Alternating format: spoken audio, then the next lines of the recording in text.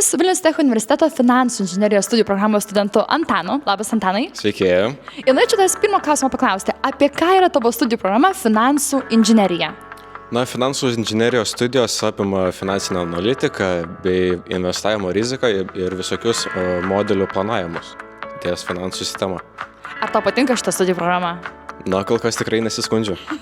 Puikiai, labai gerai. Galbūt galėtum dar, Antanai, skirti tokius galbūt įdomiausius, bet ir tuo pačiu sunkiausius studijų dalykus arba modulius. Ar tokius turi? Manyčiau, jog finansų raida buvo kiek sunkesnė studijų programa, kadangi tai labiau susijęs su istorija, bet tačiau vien iš informacijos galima labai daug sužinoti, kas būtų naudinga. Nice. Ar yra dar kažkokių studijų dalykų, tokių sudėtingesnių, ar kol kas tik vienas šiuo metu? Sakyčiau, kita studijų programa būtų verslo pagrindai, kuri nebuvo labai sunki, bet tikrai buvo naudinga sužinoti vieną apie patį verslą.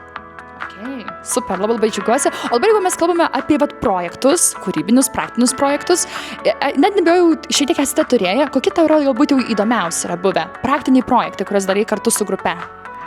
Kartu su grupe teko kalbėti net anglų kalbą pagal specialybę, kuri tikrai buvo įdomu dirbti, net ir išmėginti kitokius žodžius, kurių kartais net mokykloje net nežinai, ko tokie yra. Aha, okay. Ar dar buvo kažkokių tau grinai projektų, kuriuos teko daryti kartu grupiai, ar dar neteko? Dar nelabai teko. Antanai, kokių naudingų, bet šiek tiek ir tokių keistų galbūt įgūdžių išmokai, bet šiuo metu, kai esi studentas, pačioj studijų programai, finansų inžinerijoje? Manyčiau, kad finansų inžinerija yra toks individualus mokslas, tačiau buvo puikia praktika dirbti komandoje, kas nėra, manau, būdinga būtent finansų specialybei.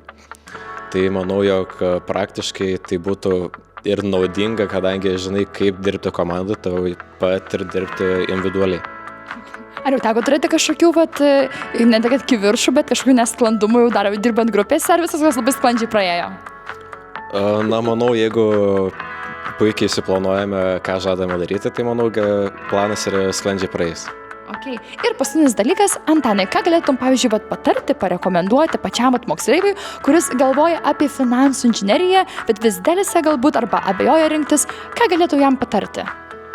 Manau, jeigu moksleivis domisi matematika ir mėgėjas logiškai mąstyti, tai tikrai, manau, finansų inžinerija puikiai būtų specialybė ir programa, kurią galėtų mokintis Vilniaus Tech universitete.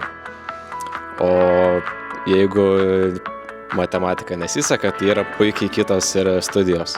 Puikiai. Tai visgi manai, kad matematiką reikia tikrai stipriai pakankamai mokėti, ar visgi dar manai, kad matematika galbūt net ir tiems, kuriems sunkiau sekasi, irgi gali rinktis finansų inžineriją? Net ir tiems, kuriems sunkiai sekasi matematika, tikrai galima išgyventi šiose studijose, nes tai įveikiamas darbas ir tikrai nebuvo sunku mokintis aukštosios matematikos.